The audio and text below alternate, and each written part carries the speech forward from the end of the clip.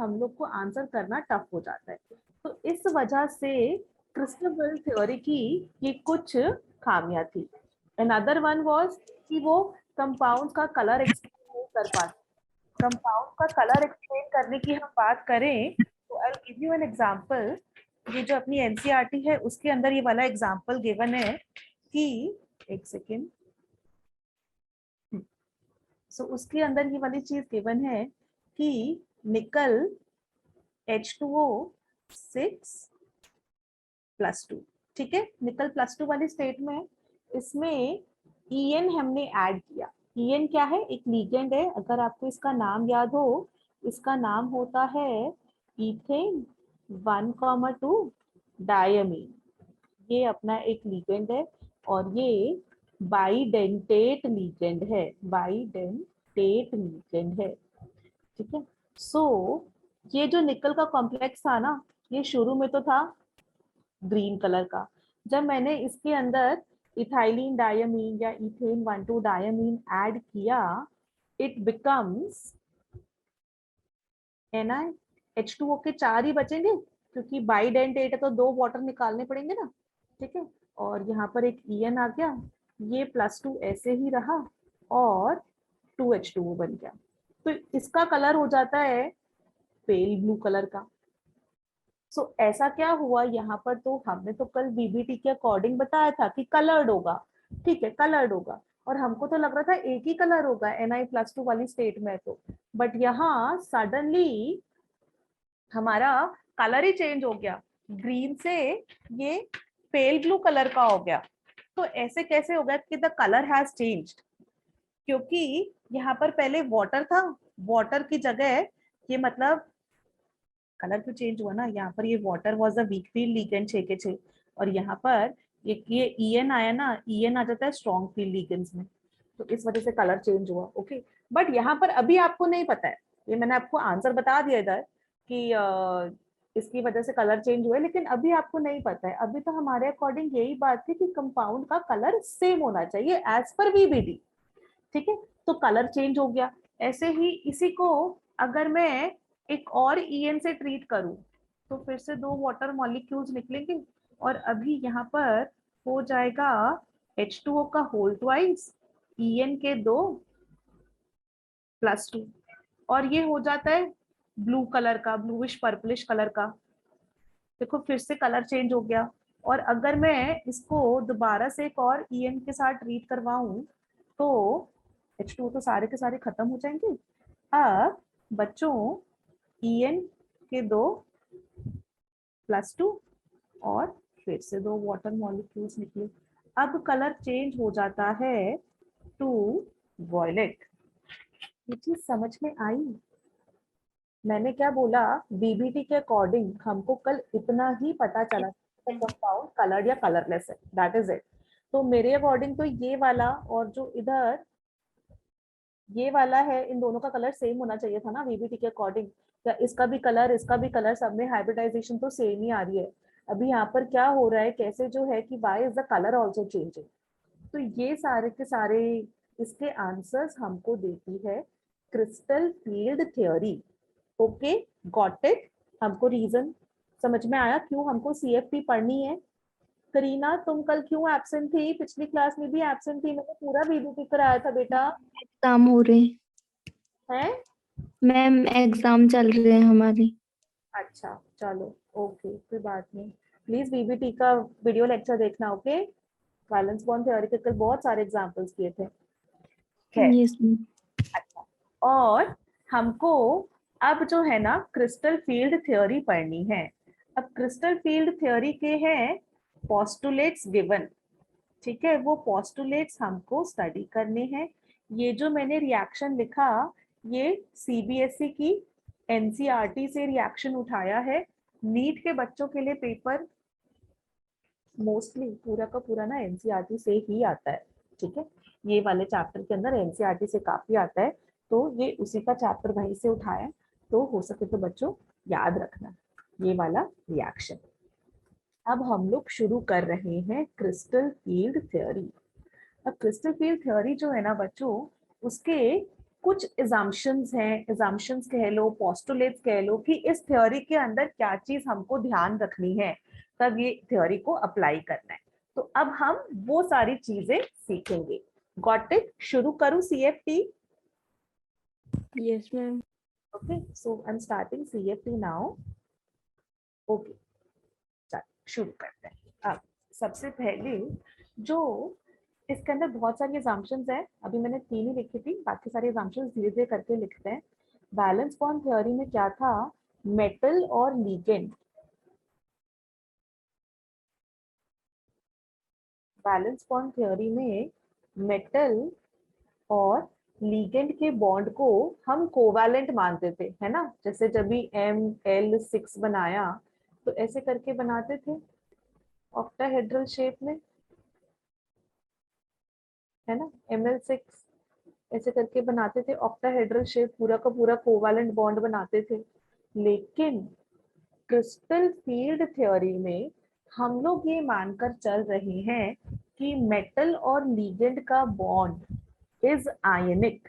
ठीक है, मेटल और लीगेंड का बॉन्ड आयनिक होता है, जिसके अंदर मेटल और लीगेंड के बीच में इलेक्ट्रोस्टैटिक फोर्स ऑफ अट्रैक्शन होता है।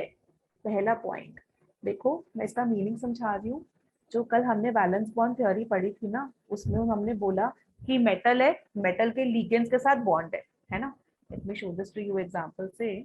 जैसे मेरे पास ML6 है, ठीक है? ML6 आप ऑक्टाहेड्रल बनाते थे, कैसे बनाते थे? ऑक्टाहेड्रल बनाने के लिए आप कर देते थे ऐसे,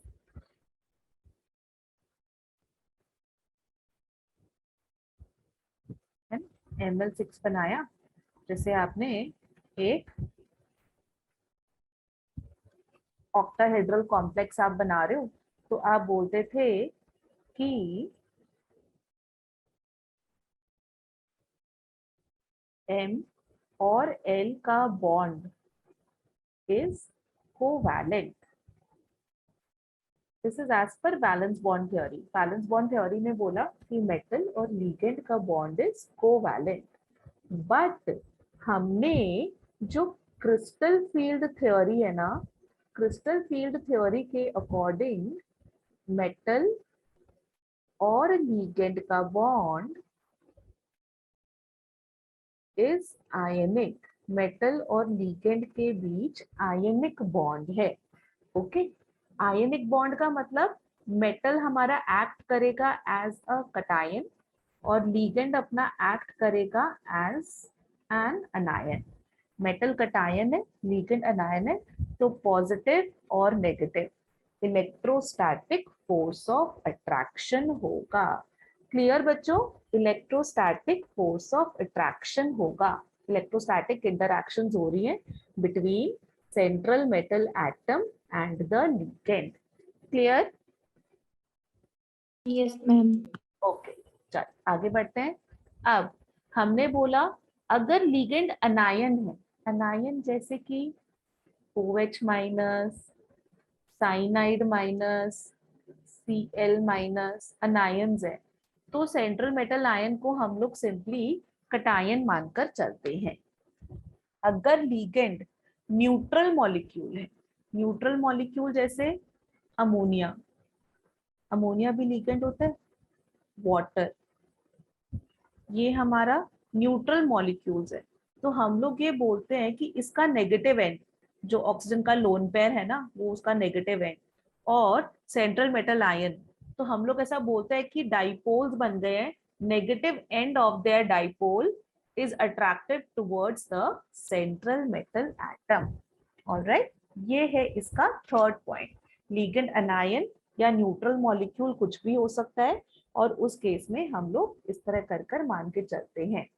नेक्स्ट पॉइंट इसके अंदर, अब चौथा पोस्टुलेट क्रिस्टल फील्ड थ्योरी का इज इट रीड्स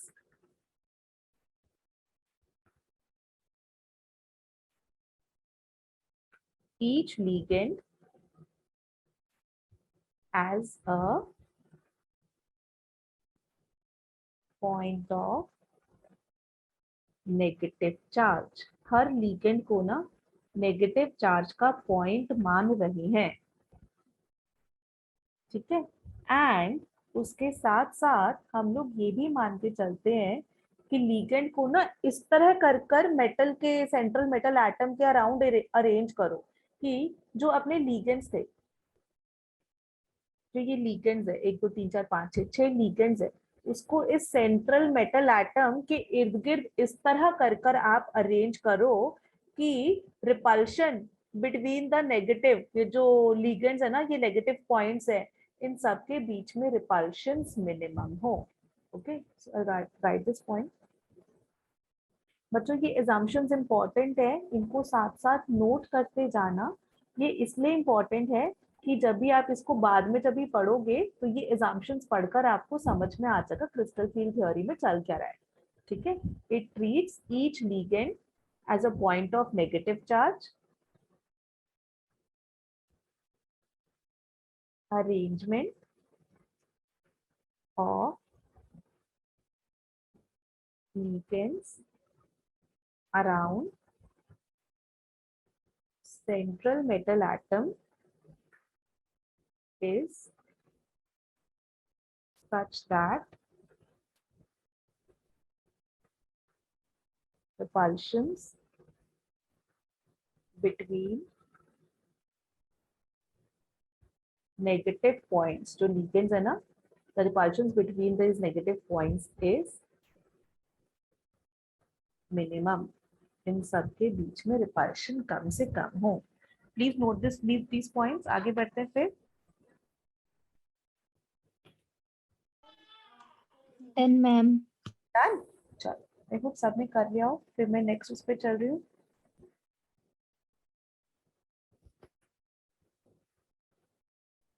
पॉइंट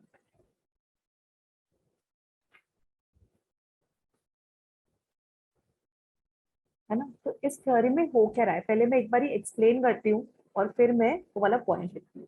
तो पहले ना हमारे पास डी ऑर्बिटल है। डी ऑर्बिटल कैसा होता है, ऐसे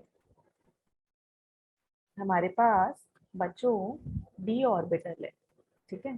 तो डी ऑर्बिटल अगर मैं पांचों ऑर्बिटल्स बनाऊं, डी सबशेल, सॉरी 1 2 3 1 2 3 4 5, एक मिटा देते हैं।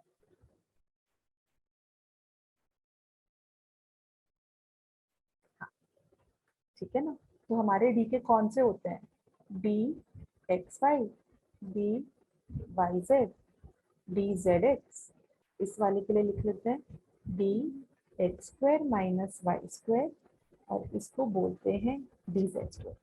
तो शुरू में ना हम इन ऑर्बिटल्स को कहते हैं, ये 5 ऑर्बिटल्स है डी सबशेल के, इन पांचों ऑर्बिटल्स को हम लोग बोलते हैं कि ये डीजेनरेट ऑर्बिटल्स हैं, डीजेनरेट ऑर्बिटल्स हैं। अब डीजेनरेट का मतलब क्या होता है वो समझते हैं। पहले हम मान के चल रहे हैं कि पांचों ऑर्बिटल्स ना एक जैसे हैं, उन सबकी सेम एनर्जी है, एकदम एक बराबर है, सबकी सेम एनर्जी है, इनमें कोई डिफरेंस नहीं है, एकदम एक जैसे से, बिल्कुल सेम। बट अब क्या हुआ, एक सेंट्रल मेटल एटम, जैसे मैंने निकल का हेक्सा एक्वा निकल का आयन लिया, तो निकल के जो डी ऑर्बिटल्स हैं वो सारे के सारे अभी डीजेनरेट है, मतलब सबकी सेम बराबर एनर्जी है।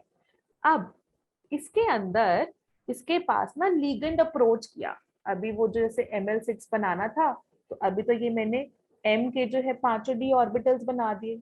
अब इसके पास ना लीगेंड्स अप्रोच कर रहे हैं, जैसे ही लीगेंड्स अप्रोच किए इसके पास आए, तो ये जो डी ऑर्बिटल्स है ना ये स्प्लिट हो जाते हैं। स्प्लिट हो जाते हैं मतलब बिखर जाते हैं।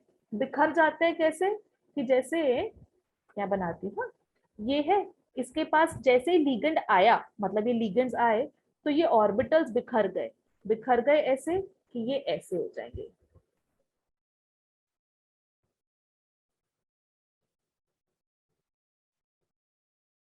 तीन नीचे रह गए, दो ऊपर चले गए, मतलब 5 में से 3 नीचे आ गए, 2 ऊपर आ गए। याद है वो वाली पड़ी थी, मॉलिक्यूलर ऑर्बिटल थ्योरी और ये सारी थ्योरी से ही पढ़ी थी। तो जो नीचे होते हैं उसकी एनर्जी कम होती है ऑर्बिटल, जो ऊपर होते हैं उसकी एनर्जी ज्यादा होती है। तो यही वाली चीज हो रही है। तो क्रिस्टल फील्ड थ्योरी क्या बोलता है, जो स्टेटमेंट है ना वो ऐसा कर कर है कि it explains the splitting of d orbitals. Splitting मतलब कि बिखर जाना। डी ऑर्बिटल्स जो है ना डिवाइड हो गए, 3 नीचे रह गए 2 ऊपर चले गए, या फिर 2 नीचे रह गए 3 ऊपर चले गए। वो कैसे स्प्लिट होते हैं वो हम समझेंगे कि क्यों स्प्लिटिंग हो रही है, क्या चल क्या रहा है उसके अंदर। Got it. तो ये उसका पोस्टुलेट है कि crystal field theory explains splitting of d orbitals, कि जैसे लिगेंड्स उसके पास आए, लिगेंड्स अप्रोच किए तो उनमें स्प्लिटिंग हो रही है। ये चीज समझ में आई बेटा? ध्यान से सुनना है एक एक चीज, क्योंकि वाला ना थोड़ा सा ऐसा बोरिंग है कह लो या टफ है कह लो। थोड़ा थोड़ा एकदम स्टेप बाय स्टेप समझोगे तो कोई कंफ्यूजन नहीं होगा, साथ साथ करके नोट्स लिखोगे तो समझ में आ जाएगा। वीबीटी बहुत आसान थी, वो बच्चा जो है एक बार ही समझ कर ही लेता है। सीएफटी क्या थोड़ा सा तकलीफ होती है, तो इसलिए इसको ध्यान से समझना। ठीक है, डन, आगे बढ़ा जाए। Yes, ma'am. हम लोग इसको आगे करते हैं। सो मैं पॉइंट लिखती हूँ। सो 5th पॉइंट क्या कह रहे हैं, इन इन अ फ्री ट्रांजिशन मेटल, ठीक है, free transition central metal atom या आयन जब भी फ्री है तो, ठीक है, तो तब हम बोलते हैं the 5 d orbitals are degenerate. Degenerate मतलब एक समान है, बराबर है, उन सब की सेम एनर्जी है, ठीक है। डीजेनरेट दैट इज, मैं यहाँ पे लिख देती हूँ इसका meaning, they have equal energy. Okay, they have equal energy. जब भी मेटल ऐसा न्यूट्रल स्टेट में है, बिल्कुल न्यूट्रल स्टेट में, अभी वो अकेला है, फ्री है, उसके पास लीगेंड नहीं आए हैं, ठीक है। अब हुआ क्या, जैसे ही नेगेटिव लीगेंड्स उसके पास अप्रोच किए, ठीक है, तो फिर जैसे ही नेगेटिव लीगेंड्स अप्रोच किए तो वहां पर हो जाएगी स्प्लिटिंग, ठीक है। और मैं इसको ऐसे करके लिख देती हूँ, as the ligands approach the central metal atom या ion, splitting of d orbitals takes place. Splitting of d orbitals takes place. d orbitals split हो जाते हैं, मतलब बिखर जाते हैं, ठीक है। तो ये वाला point. Okay, next, it does not. It मतलब CFT। CFT does not comment on S और P ऑर्बिटल। जो क्रिस्टल फील्ड थ्योरी है एस या पी ऑर्बिटल के बारे में कुछ नहीं कहती है, वो सिर्फ डी ऑर्बिटल्स की स्प्लिटिंग की ही बात करती है। Next point,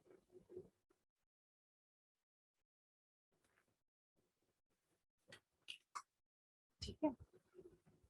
CFT always gives the exact value of magnetic moment।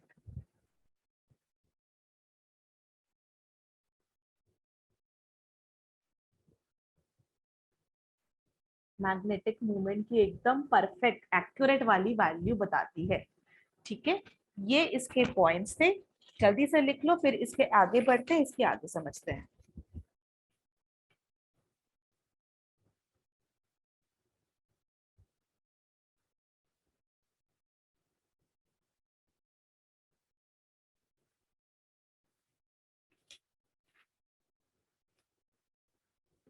लिख लिया एवरीवन? कौन कौन है? भावना, करीना, मुस्कान, शालिनी। आजकल लड़के नहीं आते हैं। चलो रिटर्न ना, मैं आई थिंक तुमने रिटर्न के लिए ही अनम्यूट किया होगा। मैं आगे बढ़ती हूँ। ओके, अभी कुछ ना बेसिक प्रीवियस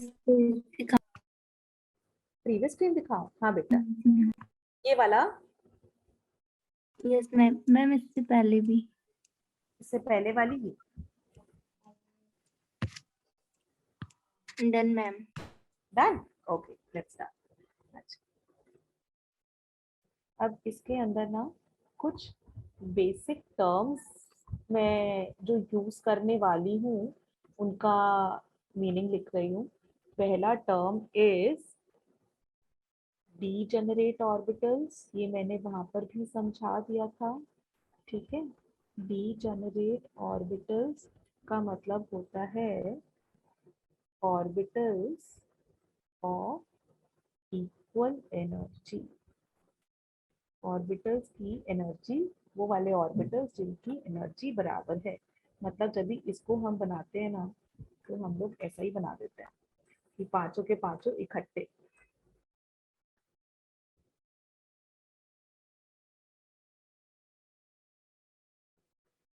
वन, टू,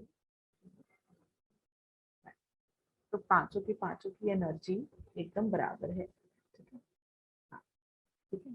अब दूसरा टर्म एक होता है T, small T, okay, small T, 2g। ठीक है, सबस्क्रिप्ट में 2t, 2g सेट। इसका मतलब होता है ट्रिपली, मतलब ट्रिपल डीजेनरेट, ट्रिपली डीजेनरेट, ट्रिपली डीजेनरेट मतलब इन तीन का सेट।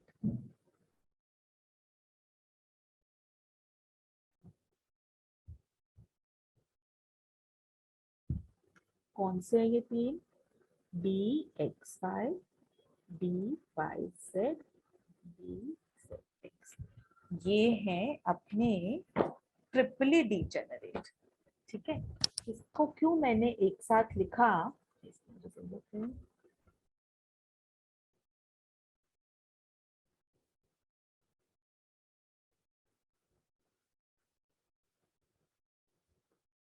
अब ना जो मैं बोलने वाली उस चीज को ना साथ साथ ही याद कर लेना, क्योंकि तभी वो फायदा होएगा।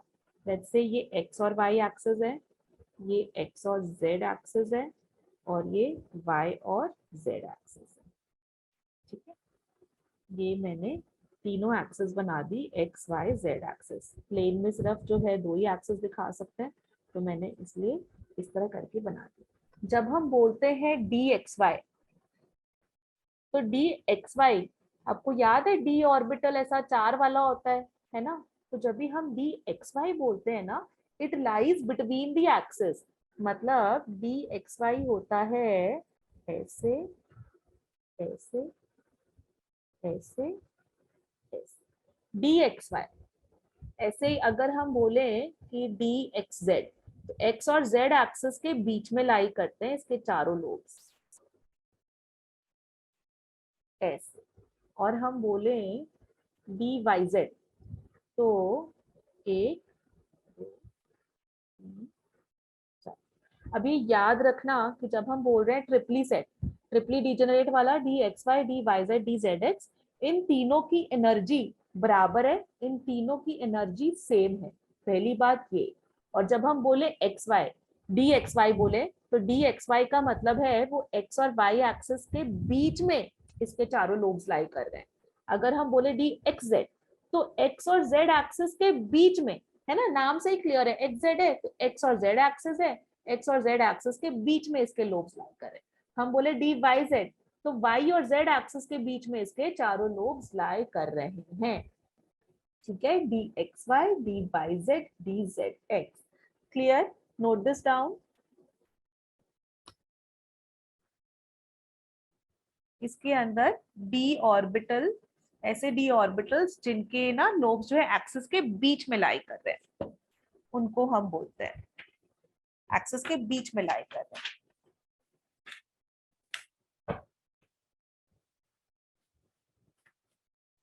डन डन डन डन, आगे बढ़ा जाए। Yes ma'am. चलो आगे बढ़ते हैं। अच्छा, next, first term, second term, T2G हो गया, ट्रिपली डीजेनरेट। और फिर तीसरे वाला term, third term is E2G set.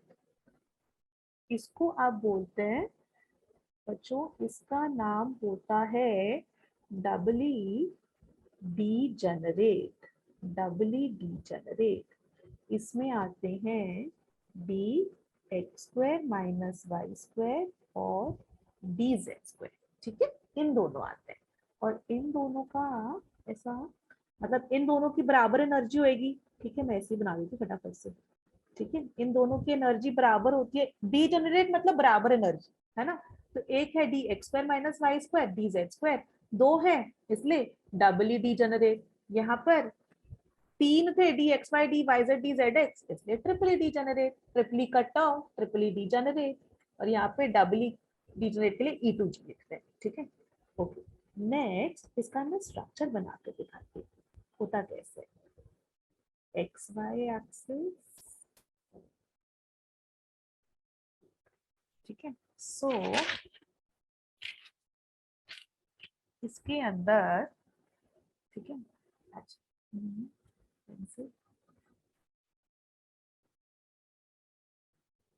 पहले मैंने बोला इधर बना रही हूँ d x square minus Y square, ये एक्स एक्सिस ये वाई एक्सिस बच्चों।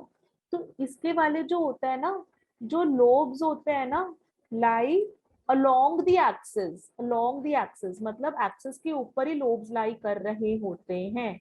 ठीक है, तो x square minus Y square कैसे होता है, ऐसे मैं बनाती हूँ। X square minus Y square हो गया ये वाई वाला, ये एक्स वाला, D x square minus Y square. और यहाँ पे ये जेड एक्सिस ले लो, इसको एक्स वाई या कुछ भी ले सकते हो हॉरिजॉन्टल वाले की। और जब भी मैं डी जेड स्क्वायर बनाऊंगी ना, तो इसको बनाते हैं ऐसे।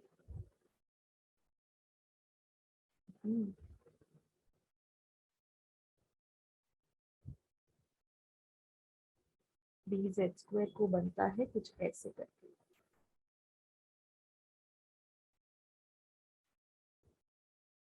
ये होता है अपना डी जेड स्क्वायर।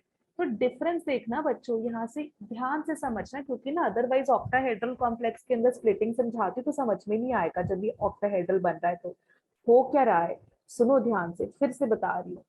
अभी मैं इन जनरल बता रही हूँ, अभी मैंने क्रिस्टल फील्ड थ्योरी शुरू ही नहीं करी है। ठीक है, क्रिस्टल फील्ड थ्योरी के अंदर चल क्या रहा है, डी ऑर्बिटल्स, फिर से वापस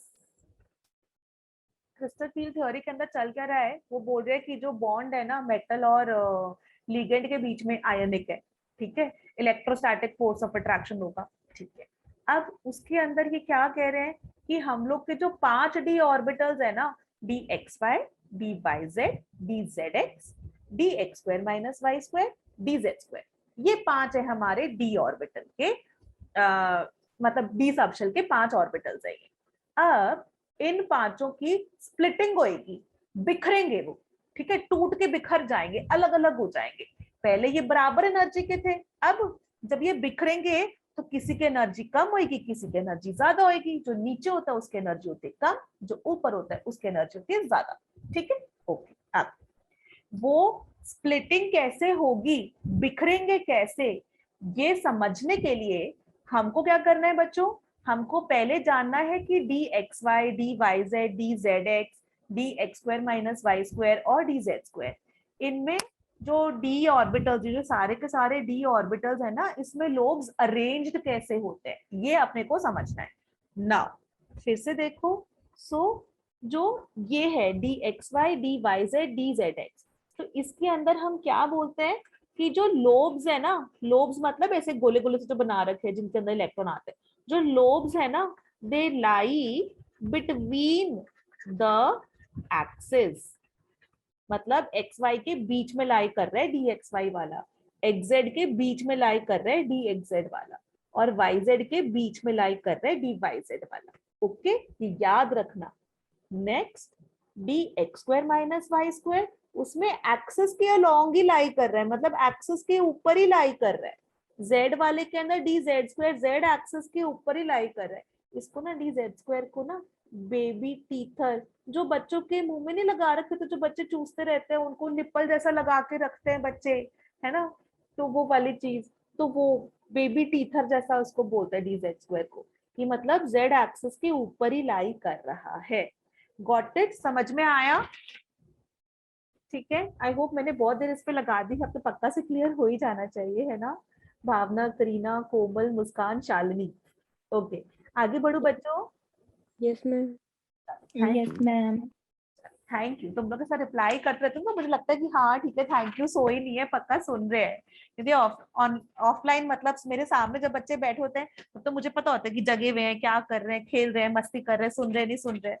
ऑनलाइन क्लास में तुम लोग जवाब देते रहते हो तो मुझे सही लगता है कि चलो भाई ठीक है, बच्चों को सो ही नहीं है, अभी तक जगे हुए हैं, समझ में आ रहा है। मैं ना क्रिस्टल फील्ड स्टेबलाइजेशन एनर्जी, इसका फुल फॉर्म लिखती हूँ। क्रिस्टल फील्ड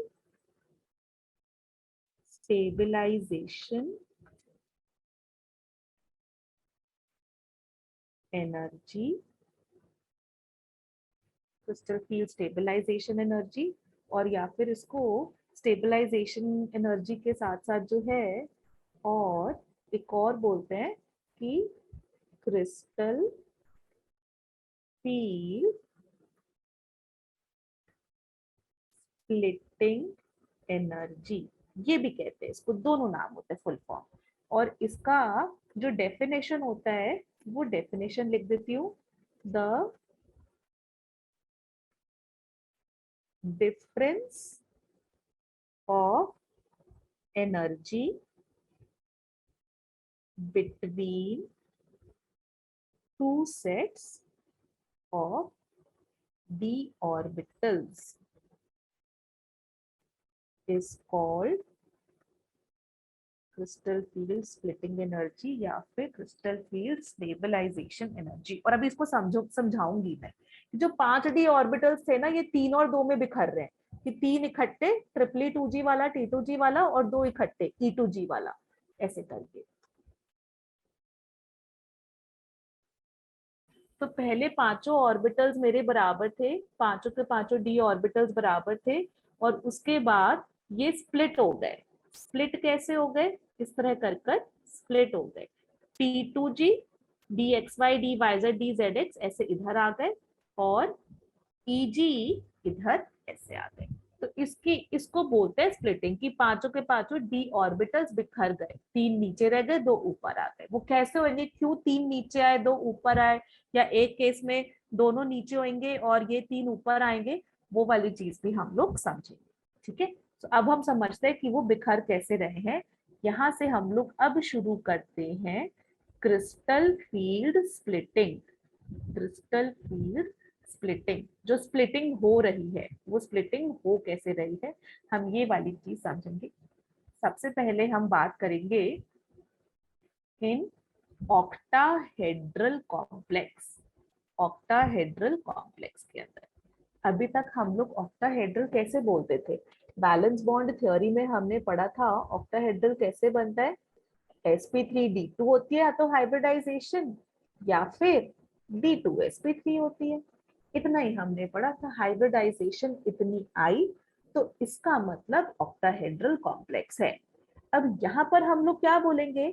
यहाँ पर हम लोग बोलते हैं कि कोऑर्डिनेशन नंबर अगर 6 है, कोऑर्डिनेशन नंबर अगर 6 है, तो फिर ऑक्टाहेड्रल कॉम्प्लेक्स बनेगा। कोऑर्डिनेशन नंबर 6 अगर है तो ऑक्टाहेड्रल कॉम्प्लेक्स बनेगा। अब समझते हैं ऑक्टाहेड्रल कॉम्प्लेक्स में कोऑर्डिनेशन नंबर 6 में होता कैसे। लेट्स से हमारा एक कंपाउंड है Ml6। ठीक है, Ml6 की अगर हम बात करें, इसका मतलब M है मेरा सेंट्रल मेटल एटम,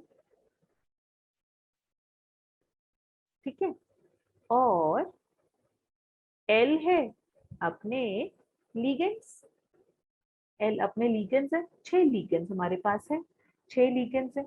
ठीक है, अब इसका स्ट्रक्चर हो जाता है कुछ कुछ ऐसे।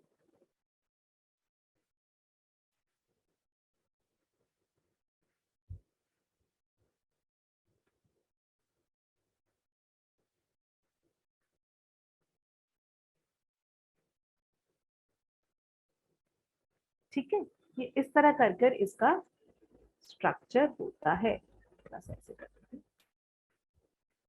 ठीक है, ये अपना स्ट्रक्चर होता है ML6 का। ऑलराइट, अब इसमें क्या हुआ, क्रिस्टल फील्ड थ्योरी के अंदर उन्होंने बोला ये जो ML6 जो आप बना रहे हो ना इस तरह कर कर, ये एक्चुअली में ना अपनी XYZ एक्सिस ही है। उन्होंने क्या बोला, इसको मान लो आप एक्स एक्सिस, ठीक है, ये वाली जिसके ऊपर मेरा कर्सर ऐसे करके घूम रहा है, एक्स एक्सिस सीधी लाइन, ये अपनी एक्स एक्सिस है। और ये वाली बच्चों जो ऐसे कर कर है, ये हो गई अपनी वाई एक्सिस। हो भी सकती है ना, एक बात बताओ, जब ये ऐसे करके है, इसके और इसके बीच में बॉन्ड एंगल तो 90 है ना, देखो ये 90, ये 90, ये 90 और ये 90, पूरा का पूरा 90 90 90 90, 360 होता है ना एक पॉइंट के अराउंड, चारों एंगल्स मिलाकर अगर 360 बन रहे हैं तो ये सारे के सारे 90 90 ही होंगे। ये वाला 90 बना, ये वाला 90 बना, ये वाला भी 90 बनेगा, ये वाला भी 90 बनेगा, है कि नहीं? Is that clear? ये 90 90 होता है ना? तो ये अपनी अगर मैंने एक्स एक्सिस मानी, ये वाई एक्सिस है और इसके परपेंडिकुलर है, एक्स वाई प्लेन के परपेंडिकुलर है, तो यहाँ पर अपनी ये ऊपर नीचे जेड एक्सिस है, x axis y axis z axis. तो इसके अंदर क्या कह रहे हैं वो, ये चीज समझ में आई ना, एक्स वाई जेड एक्सिस कैसे हुई, ये चीज रिपीट करूं कि क्लियर है?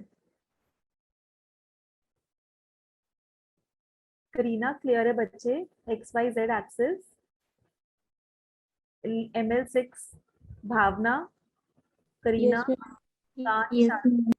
ओके, चल ठीक है, ओके, चल। सो एक सेकेंड अभी हटा दे, अच्छा, ओके। सो ये हमारे ML6, हमने इसके अंदर क्या बोला कि जो ये 6 लीगेंड्स है ना, इसको एक तरह से आप मान सकते हो कि ये 6 लीगेंड्स XYZ एक्सिस के अलोंग ही अरेंज्ड है, ठीक है, XYZ एक्सिस के अलोंग। अब हो क्या रहा है, ऑक्टाहेड्रल कॉम्प्लेक्स में ये जो मेटल है और लीगेंड का बॉन्ड है, ये सारे के सारे आपस में 90 डिग्री के ऊपर है, ये वाला 90 डिग्री, ये वाला 90 डिग्री, मतलब अब ऐसे करके समझना, मैं ना आपको ऐसे करके समझाती हूँ, एक सेकेंड, कैमरा, हाँ, ओके। सो लेट्स से ये जैसे मोबाइल दिख रहा है, इसके बीच में यहाँ पर मान लो मेटल का एटम, तो इधर इस कॉर्नर पे एक लीगेंड, इस कॉर्नर पे एक लीगेंड, इस कॉर्नर पे एक लीगेंड, इस कॉर्नर पे एक लीगेंड, और इसके बाहर निकलता हुआ एक लीगेंड, और इधर से ऐसा पीछे की तरफ है ना, इधर की तरफ एक लीगेंड, तो ऐसे लीगेंड, ऐसे लीगेंड, और इसके चारों कॉर्नर्स पर ML6, सारे के सारे आपस में 90 डिग्री एंगल पे होंगे। अगर मैं इसको XY प्लेन मान लूं, ठीक है, थोड़ा सा इमेजिन करके देखना, या अपने कमरे की छत देखो, अपने कमरे की छत देखोगे तो जहां पर बीच में पंखा, पंखा एकदम बीचों बीच लटका हुआ है, तो वहां पर बीच में मान लो सेंट्रल मेटल एटम है, ठीक है, जहां पर से पंखा लटका होगा, मतलब छत का जो मिड पॉइंट है, ठीक है। अब वो छत के चारों कॉर्नर्स, अपना XY प्लेन मान लो, चारों कॉर्नर्स पे एक लीगेंड है, पंखा नीचे की तरफ लटक रहा है तो उधर एक लीगेंड, और छत से ऊपर की तरफ, मतलब तुम्हारे ऊपर जिसका घर होएगा ऊपर की तरफ जो जा रहा है, तो वहां पर भी एक लीगेंड है, सारे के सारे आपस में बॉन्ड एंगल हो गया 90 डिग्री, ठीक है। तो हम एक तरीके से कह सकते हैं कि XY प्लेन है एंड उसके Z एक्सिस परपेंडिकुलर है और वहां पर 6 लीगेंड्स है। अब एक बात बताओ मुझे, ठीक है बच्चों, यहाँ पर जो लीगेंड है XY एक्सिस के अलोंग है, Z एक्सिस के अलोंग है, करेक्ट? XY एक्सिस के अलोंग है और Z एक्सिस के अलोंग है ना? अभी तक तो क्लियर हो गया होगा ना? Yes ma'am. Very good. तो लीगेंड्स हमारे किसकी तरफ अप्रोच कर रहे हैं, कहां पर? XY एक्सिस के अलोंग जो हमारे ऑर्बिटल्स कौन से होते हैं, ये वाला होता है d x square minus Y square. देखो इसका जो d ऑर्बिटल के जो लोब्स हैं, यही वाले तो है x एक्सिस के अलोंग, और d z yes ma'am. Square वाला ये है इसके एक्सिस के अलोंग। एक बात बताओ, जो ये वाले हैं D x Y, D Y z और डी एक्स जेड, ये वाला डी एक्स वाई, ये तो ऑर्बिटल एक्सिस के बीच में है ना, डी एक्स जेड भी एक्सिस के बीच में है, ये भी इधर बीच में, तो इसका मतलब बेटा लिगेंड्स कहाँ अप्रोच करेंगे, ये वाले में अप्रोच करेंगे ना, d x square minus Y square और डी जेड स्क्वायर में एक्सेस के अलोंग। आया चमका कि नहीं? Yes ma'am. चमक गया। चमक गया ना। तो लिगेंड्स अपने एक्सेस के अलोंग अप्रोच कर रहे हैं, है ना। अब लिगेंड्स जब एक्सेस के अलोंग अप्रोच कर रहे हैं तो उनमें होगी रिपल्शन, और होगा कैसे अब मैं वो समझाती हूँ, ठीक है। अब पहले तो ठीक है, अब इसके लिए आई वांट इसको बताऊं, इसको बताऊं, हाँ ठीक है। अभी मैं ना डायग्राम बनाती हूँ, जस्ट गिव मी 2 मिनट्स, इसका वो स्ट्रक्चर बना दूं और फिर मैं वो वाली चीज समझाती हूँ। पहले तो हमारे पांचों के पांचों डी ऑर्बिटल्स थे डी जनरेट, 1 2 3 4 5, ये हमारे 5 डी ऑर्बिटल्स थे D generate, D generate D orbitals. D generate मतलब होता है दिव्यांशु कि पांचों के पांचों ऑर्बिटल्स सबकी एनर्जी ना बराबर थी। ये तब है दिव्यांशु और प्रियांशी इन्होंने देर से ज्वाइन किया है ना, तो बच्चों शुरू में तो सेंट्रल मेटल एटम जो है अपना है ना वो डी जनरेट है, उसके पांचों ऑर्बिटल्स की एनर्जी बराबर है, ठीक है। कोई भी अभी कॉम्प्लेक्स नहीं बना हुआ है, अभी वो एकदम नॉर्मल स्टेट में है, पांचों के पांचों डी ऑर्बिटल्स बराबर है। अब हुआ क्या, जैसे ही इसके पास लिगेंड्स अप्रोच करने के लगे, ठीक है, लिगेंड्स ना मेटल के पास आ रहे हैं, ये मेटल के ऑर्बिटल्स है, ओके, मेटल के, जो हमारा मेटल जिसमें अपने हाइब्रिडाइजेशन पड़ी थी, निकल, आयरन, क्रोमियम, कॉपर, जिंक, उन सब के अंदर, ठीक है ना। तो ये मेटल के ऑर्बिटल्स हैं, शुरू में इन सबकी एनर्जी बराबर थी। अभी क्या हुआ, लिगेंड्स इसके पास अप्रोच करने लगे, चलो ठीक है। जैसे लिगेंड्स इन ऑर्बिटल्स के पास अप्रोच करने लगे ना, इन ऑर्बिटल्स की एनर्जी बढ़ गई। तो ऑर्बिटल्स की एनर्जी जो बढ़ी उसको ना मैं डायरेक्टली ऐसे ही ड्रॉ कर देती हूँ, मैं पूरा मेहनत नहीं कर रही। 1 2 3 4 5, उनकी ना एनर्जी बढ़ गई। तो अब क्या हुआ, लिगेंड जो है मेटल के पास आया तो इन ऑर्बिटल्स की एनर्जी इंक्रीज हो गई। लिगेंड इलेक्ट्रॉन लेकर आ रहा है, वो कह रहा है मैं इलेक्ट्रॉन डोनेट करूंगा। वो जो इलेक्ट्रॉन डोनेट करेगा ऑक्टाहेड्रल कॉम्प्लेक्स में कहाँ डोनेट करेगा, एक्सिस के अलोंग डोनेट कर रहा है। अब वो जब भी एक्सेस के अलोंग डोनेट कर रहा है, ओके, अब जब वो एक्सेस के अलोंग डोनेट कर रहा है तो ये जो डी ऑर्बिटल है ये बिखर गया। कैसे बिखरा कि जो एक्सेस के अलोंग है d x square minus Y square और डी जेड स्क्वायर, उनकी एनर्जी ज्यादा हो गई, और जो एक्सेस के बीच में लाई कर रहे हैं ये तीनों, उनकी एनर्जी हो गई कम। Let me write this down. ये वाले कौन से हैं, D x Y, D Y Z, D Z X, और ये वाले हैं D x square minus Y square D Z square. क्या बोला मैंने, मैंने एक चीज बोली कि शुरू में तो ना अपने ऑर्बिटल्स डी जनरेट थे, D generate D orbitals in free metal, ठीक है, एम के अंदर। अब क्या हुआ, इसके पास लिगेंड्स अप्रोच कर रहे हैं, जैसे लिगेंड्स अप्रोच कर रहे हैं तो डी ऑर्बिटल्स की एनर्जी जो है ना, एनर्जी इंक्रीज हो गई, डी ऑर्बिटल्स की एनर्जी इंक्रीज हो रही है, ठीक है, मेटल्स की जो है ना, लिगेंड्स इलेक्ट्रॉन डोनेट करने आ रहा है, सो ये इन्होंने अपनी एनर्जी इंक्रीज कर ली, इन्होंने अपनी एनर्जी इंक्रीज कर ली। अब क्योंकि हम लोग अभी पढ़ रहे हैं कौन सा, ऑक्टाहेड्रल कॉम्प्लेक्स वाला, जिसके अंदर कोऑर्डिनेशन नंबर 6 वाला sp3d2 और या d2sp3, तो क्या हुआ उसके अंदर, हमारे ऑर्बिटल्स स्प्लिट कैसे हुए, क्योंकि लिगेंड्स अपने जो लिगेंड्स आ रहे हैं अपने इलेक्ट्रॉन्स जो वो डोनेट करने के लिए आ रहे हैं वो अप्रोच कर रहे हैं along the axis. Along the axis क्यों, कहां गया ये, हाँ, along the axis x Y z. तो अलोंग द एक्सिस कौन सा होता है, ये वाला होता है d x square minus Y square और डी जेड स्क्वायर, E2G वाला सेट। तो E2G वाले सेट की एनर्जी ज्यादा हो जाएगी इलेक्ट्रॉनिक रिपल्शन की वजह से, तो इसकी एनर्जी ज्यादा हो गई, इसकी एनर्जी कम हो गई। मतलब नीचे से ऊपर एनर्जी बढ़ रही है। ये तो एमओटी में भी याद होगा ना, जो नीचे होते हैं उनकी एनर्जी कम होती है, जो ऊपर होते हैं उनकी एनर्जी ज्यादा होती है। अब ये जो एनर्जी डिफरेंस है, ठीक है, ये एनर्जी डिफरेंस ऐसे करके यहां से लेके यहां तक, ये जो एनर्जी डिफरेंस है, इस एनर्जी डिफरेंस को ही तो कहते हैं डेल्टा ओ। डेल्टा ओ मतलब crystal field splitting energy. Delta O किस लिए लिखा? ऑक्टाहेड्रल के लिए। ये हो गए अपने E2 सॉरी Eg, और ये वाले हो गए T2G। ठीक है, और ये जो बीच की लाइन है ना, इसको बोलते हैं बैरी सेंटर। ठीक है, बैरी सेंटर। और इसका ना डिफरेंस मैं ऐसे करके लिख देती हूँ, ये वाला जो है ना, ये वाला, दिस इज प्लस 0.6 डेल्टा ओ, और बैरी सेंटर से इसका डिफरेंस, इसकी जो एनर्जी की जो है डिफरेंस, माइनस 0.4 डेल्टा ओ। और अभी समझते हैं ये कि ये प्लस 0.6 और माइनस 0.4 का भी फंडा भी समझते हैं।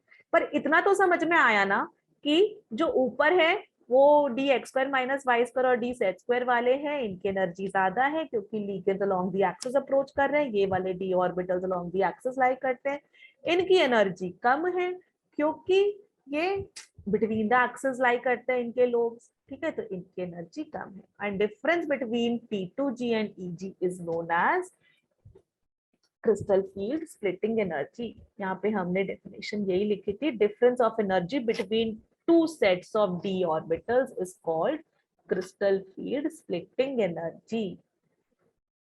ठीक है, एक बार मैं फिर से ये रिपीट कर रही हूँ, मेटल्स के डी ऑर्बिटल्स जो है ना, डी एक्स स्क्वायर और डी वाई स्क्वायर वाले, डी जेड स्क्वायर वाला, ये वाले यूज हो रहे हैं।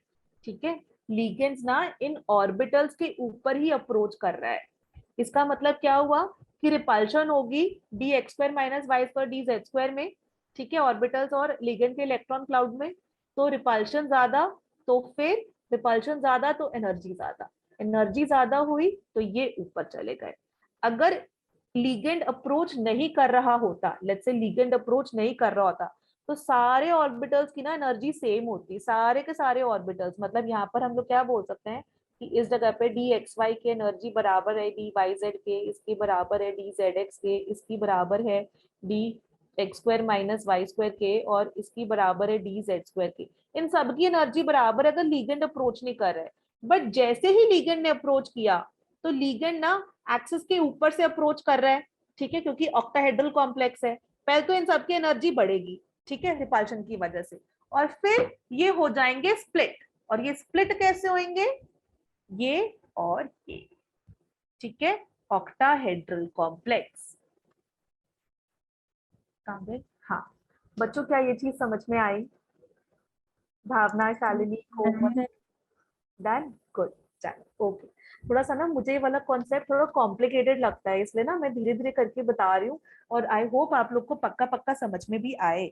ठीक है, तो ये हो गया अपना जो डी ऑर्बिटल्स एक्सेस। ठीक है, ओके। अब ऐसे ही ये वाला तो आप लोग को समझ में आ गया। अब क्या मैं टेट्राहेड्रल वाला डिस्कस करूं? Yes ma'am. ठीक है, चलो अब Yes, हम ma'am. गुड, अब हम field splitting energy, crystal field splitting energy in tetrahedral complex, tetrahedral complex, उसमें स्टडी करते हैं।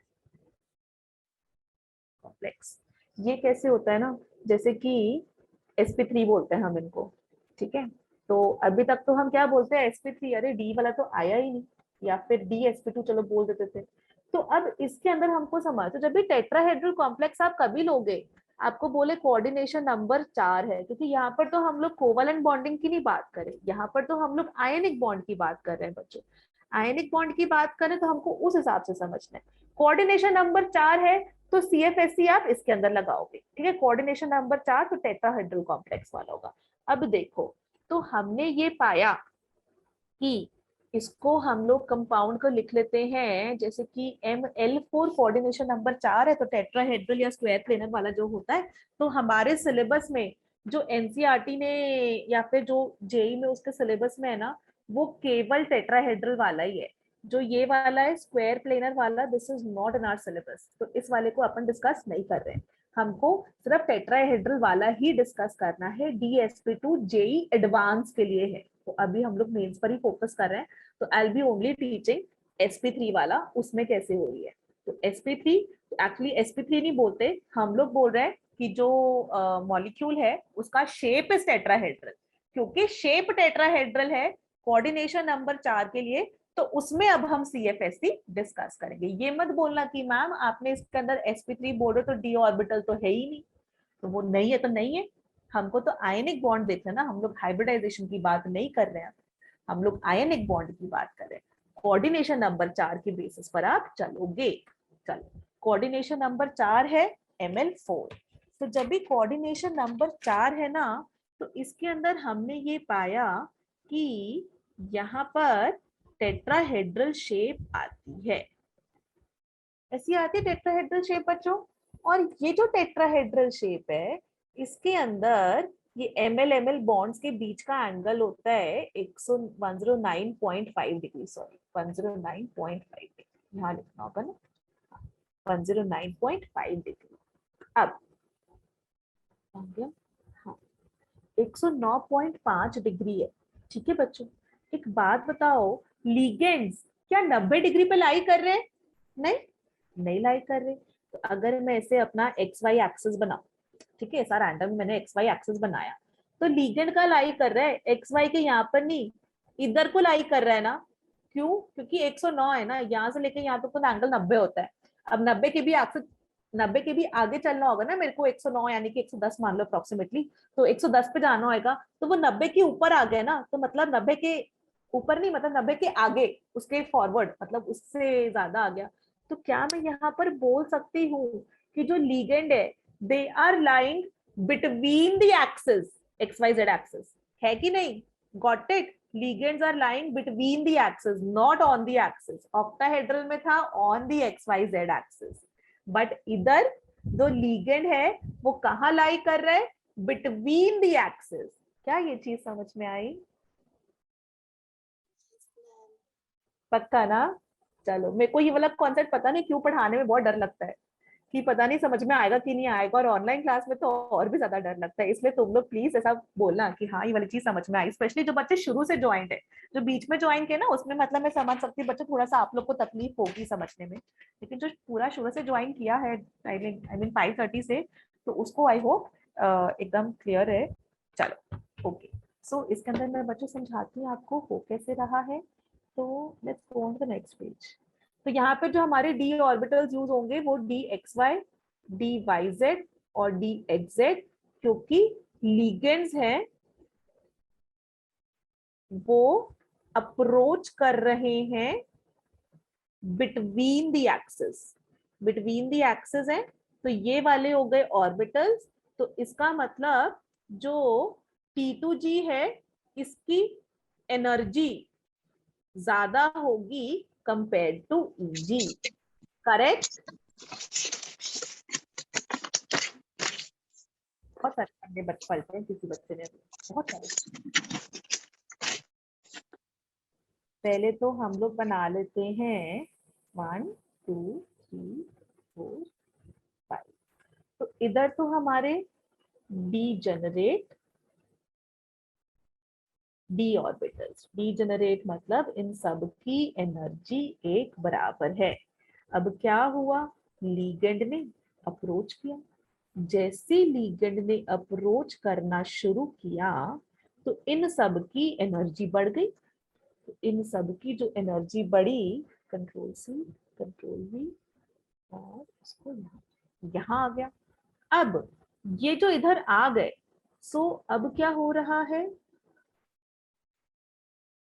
ये मैं बैरी सेंटर बना देती हूँ।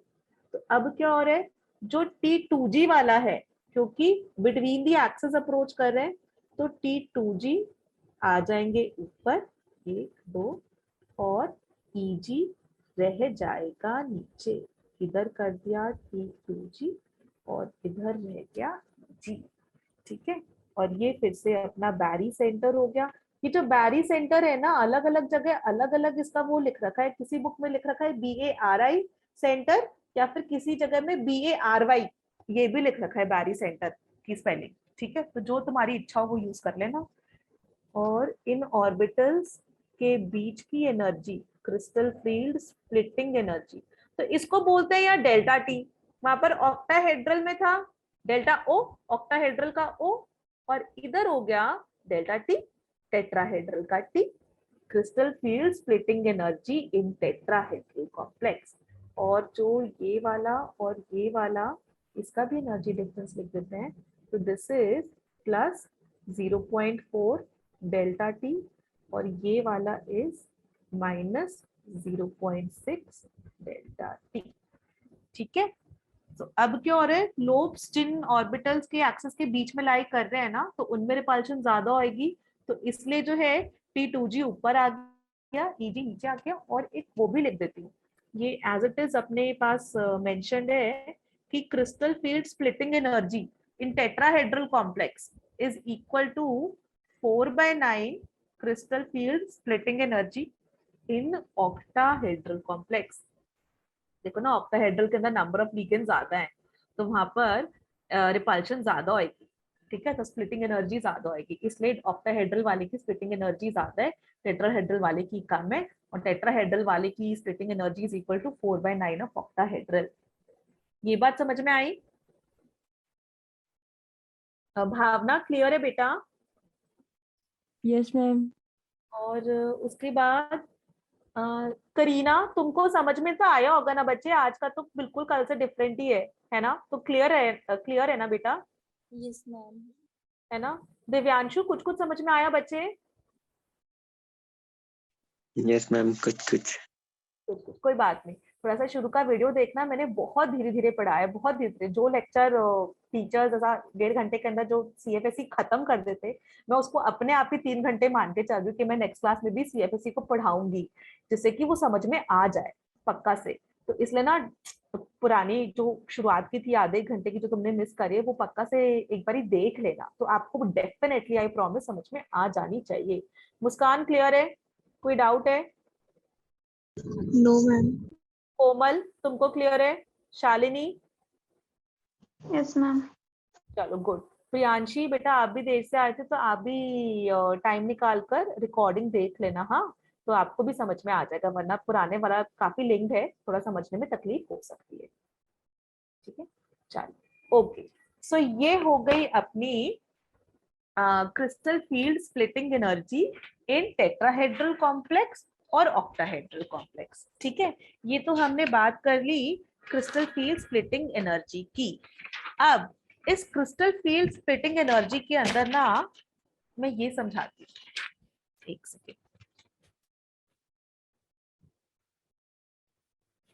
अच्छा, तो क्रिस्टल फील्ड स्प्लिटिंग एनर्जी के अंदर ये वाली चीज बच्चों, होता क्या है, अभी ना हमारे पास अलग अलग लीगेंड्स आ रहे हैं।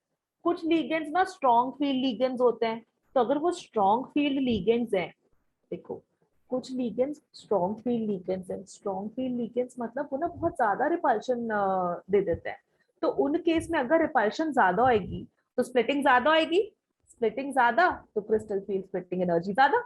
ठीक है, और कुछ वीक फील्ड लिगेंड्स होते हैं, अगर वीक फील्ड लिगेंड्स हैं तो उस केस में रिपल्शन कम होती है, रिपल्शन कम तो फिर CFSE कम। तो हमको एक स्पेक्ट्रोकेमिकल सीरीज,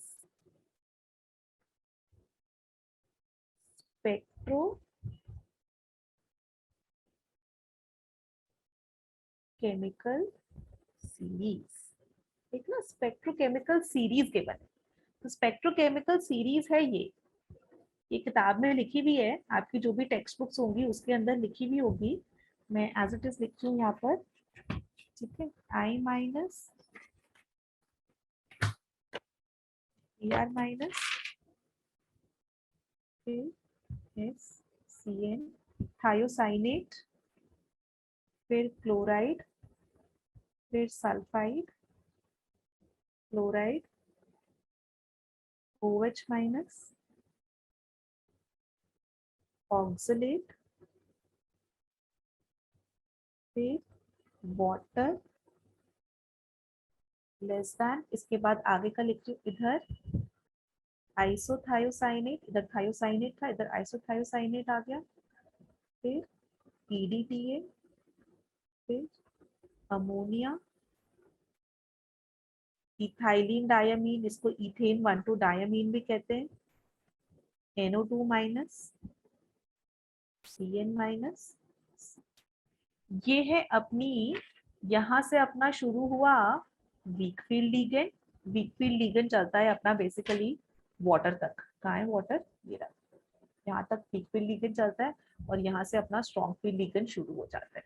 इसको बच्चों कहते हैं स्पेक्ट्रोकेमिकल सीरीज। इसको बोलते हैं spectrochemical series.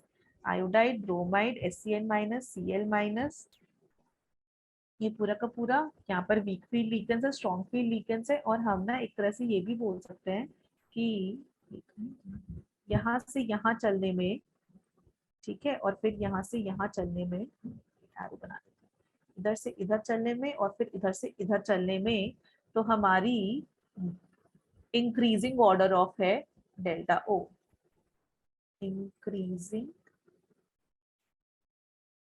Order of crystal field splitting energy, ये increasing order of delta O है। मेन हमारा ऑक्टाहेड्रल कॉम्प्लेक्स ही है। तो अब मैं ऑक्टाहेड्रल कॉम्प्लेक्स में इसकी वैल्यूज कैलकुलेट करना सिखा रही हूँ। ऑक्टाहेड्रल कॉम्प्लेक्स में इसकी वैल्यूज फाइंड आउट करना मैं बता रही हूँ, ठीक है। चलो कैलकुलेट करेंगे हम अब, ठीक है। इसको याद करना है, iodide, bromide, SCN minus, chloride, sulphide, chloride, OH minus, oxalate, water तक, ठीक है। वाटर के बाद से isothiocyanate, EDTA, ammonia, ethylene diamine, NO2 minus, CN minus, CO, ठीक है। ये वाले याद कर लो। याद करने के लिए मैंने सिंपली यही बताया था, कार्बन या नाइट्रोजन एटम्स डोनर हो तो वो स्ट्रॉन्ग फील्ड लिगेंड होता है। ऑक्सीजन या बाकी सारे बेसिकली ऑक्सीजन और हैलोजन के लिए बोल देते हैं तो वीक फील्ड लिगेंड, ठीक है। हैलोजन हैलोजन कुछ और लिगेंड आ रहा है, इधर सल्फाइड की तरफ से आ रहा है, weak field weak field weak field weak field weak field weak field. यहाँ से नाइट्रोजन है, EDTA में नाइट्रोजन आता है, अमोनिया में नाइट्रोजन आता है, मीथेन 1,2 डायमीन में भी नाइट्रोजन आता है, नाइट्रोजन है, नाइट्रोजन सॉरी इधर कार्बन है, उधर कार्बन है। तो ये सारे स्ट्रॉन्ग फील्ड लिगेंड्स है। सिंपली याद करने के लिए मैंने ऐसे याद कर रखा है, आप लोग भी इसे याद कर लो आपको काम चल जाएगा, ठीक है। ये स्पेक्ट्रोकेमिकल सीरीज है जो हमको CFSE ने दी, crystal field stabilization energy splitting theory ने दी। अब हेडिंग डालो calculation of CFSE crystal field splitting energy in octahedral complex. वो जो लिख रखा था ना -0.4 प्लस 0.6, ये कैसे लिख रखा है, वो वाली चीज है, ठीक है, वो वाली चीज, ठीक है। अच्छा, मैं पहले एक बार यहाँ पर भी वो वाली चीज फिर से दिखा दूं कि क्या था अपना, ऐसे करके 5 आपके डी ऑर्बिटल्स थे, 1 2 3 4 5 डी ऑर्बिटल्स थे। और जब ये स्प्लिट हुए, जब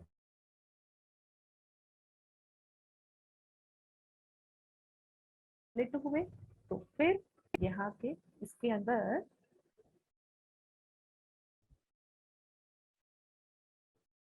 दो ऊपर है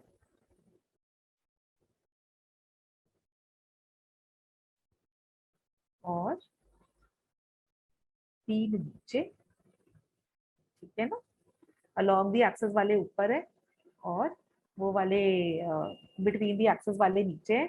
और ये वाला गैप बैरी सेंटर से इज प्लस 0.6 डेल्टा O और ये वाला इज -0.4 डेल्टा O, ठीक है। अभी इसी के बेसिस पर हम लोग CFSE निकालने वाले हैं बच्चों। अभी CFSE का ना एक फॉर्मूला है, CFSE is equal to x into 0.6 delta O where x का मतलब है कितने इलेक्ट्रॉन्स है ऊपर वाले में, ठीक है। इधर Eg P2G, x है नंबर ऑफ इलेक्ट्रॉन्स जो कि Eg में है, plus y into -0.4 delta O, number of electrons जो कि T2G में है, plus Z into P। P होता है पेयरिंग एनर्जी, ठीक है।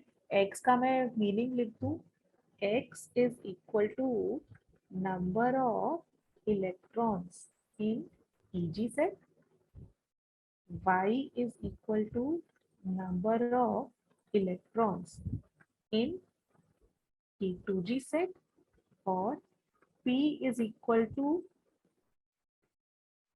pairing energy, ठीक है। Z is equal to number of pairs। ये फॉर्मूला नोट डाउन कर लो प्लीज, और इसकी एप्लीकेशन हम लोग अभी समझते हैं, ठीक है। ओ माय गॉड 6:50 हो गए हैं, जल्दी से D1 D2 D3 कर लेते हैं बच्चों। नोट डाउन किया सबने? Yes, ma'am. Yes, ma'am. Thank you. अब मैं उस पर चल रही हूँ, अलग अलग केसेस के स्टडी करने। सबसे पहले पहला केस, अगर हम बोले कि D1 लिखा हो ना, कि इसका मतलब ये होता है, D1 मतलब होता है कि एक ही इलेक्ट्रॉन है डी ऑर्बिटल में, एक ही इलेक्ट्रॉन। अच्छा मैं ऐसा करती हूँ फटाफट से ना, ऐसे ही बना देती हूँ, 1 2 3 4 5, ठीक है। तो D1 मतलब हमारे पास एक ही इलेक्ट्रॉन है इसके अंदर। अभी स्प्लिटिंग होएगी, स्प्लिटिंग कैसे होएगी?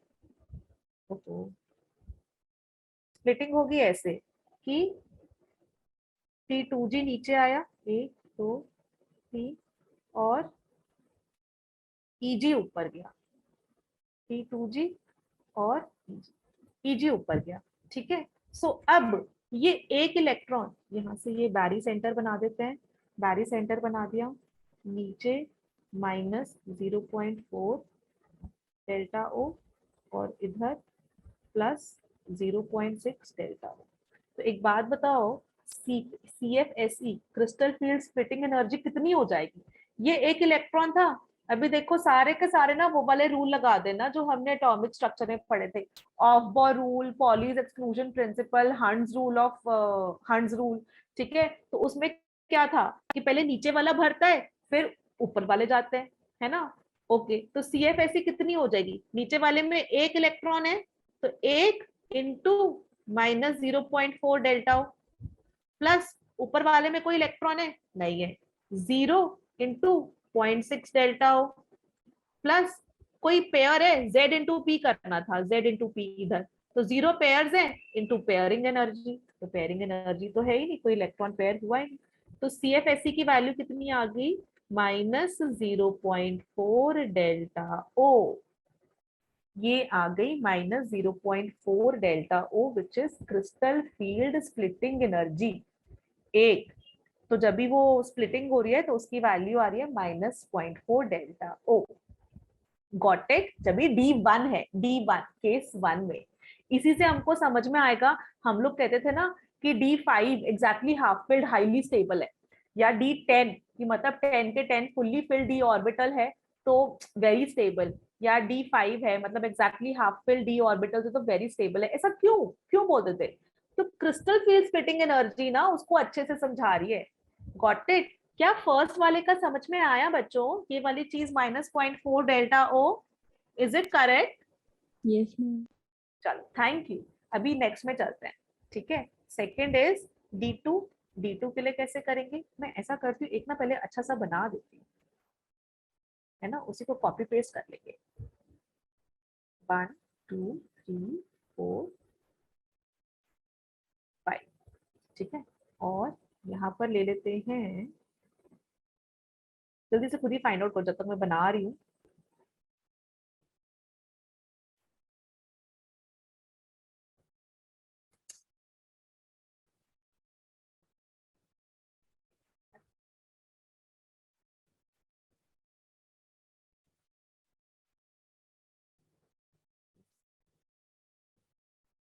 ठीक है, तो यहाँ पर 2 इलेक्ट्रॉन थे D2, अब दोनों के दोनों इधर आ गए, तो इधर CFSE कितनी हो जाएगी? CFSE हो जाएगी 2 into -0.4 delta O plus 0 into 0.6 delta O और 0 पेयर्स है, ठीक है, तो -0.8 delta O। Got it? Clear है ना बच्चों? क्लियर है ना? ठीक है, अब हम नेक्स्ट में चल रहे हैं। Thank you. चल नेक्स्ट में चल रहे हैं। सो केस 3, तो जब भी D3 है तो अभी हमारे पास 3 इलेक्ट्रॉन्स है, ठीक है, 3 इलेक्ट्रॉन्स है। तो अब जो 3 इलेक्ट्रॉन्स है वो 3 ऐसे आ गए। So now our CFSE is 3 into -0.4 delta O plus 0 into plus 0.6 delta O plus 0 pairs, तो ये होगी -1.2 डेल्टा O, ठीक है। और अच्छा हाँ, इन सब के अंदर कॉन्फ़िगरेशन भी लिख दूं, तो पहले वाला जो था ना, तो इसकी हम लोग कभी कॉन्फ़िगरेशन आपसे पूछे, क्योंकि T2G में एक आए ना, तो हम ऐसे करके बोल देते हैं T2G1 जो कॉन्फ़िगरेशन है, T2G1 कॉन्फ़िगरेशन, ठीक है। और इस वाले में बोल देते हैं कॉन्फ़िगरेशन T2G2, इस वाले में बोल देते हैं T2G3, ठीक है, और -1.2 डेल्टा O आ गई। Got it? Clear clear? Good. अब थोड़ा सा जो है ना, इधर देखना कि एक सेकेंड, D4 वाला केस हम लोग नेक्स्ट क्लास में करेंगे, पर मैं D4 ना इसे थोड़ा सा समझा देती हूँ कि हो क्या रहा है। वो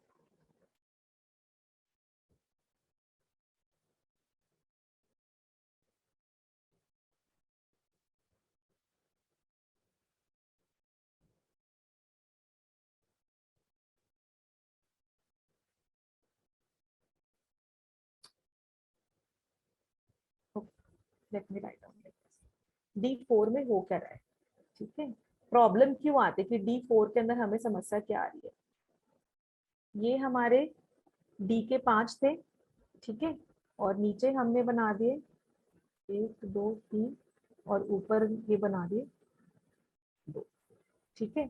अभी D4 का मतलब 1 2 3 4, तो अब, और ये बैरी सेंटर है, ये वाला T2G है, ये वाला EG है, यहाँ पर है -0.4 डेल्टा O और यहाँ पर है +0.6 डेल्टा O, ठीक है। अब समस्या क्या आई ना, समस्या ये आई कि 1 2 3 तो बच्चों हमने डाल दिए, नाउ चौथा कहाँ डालेंगे हम?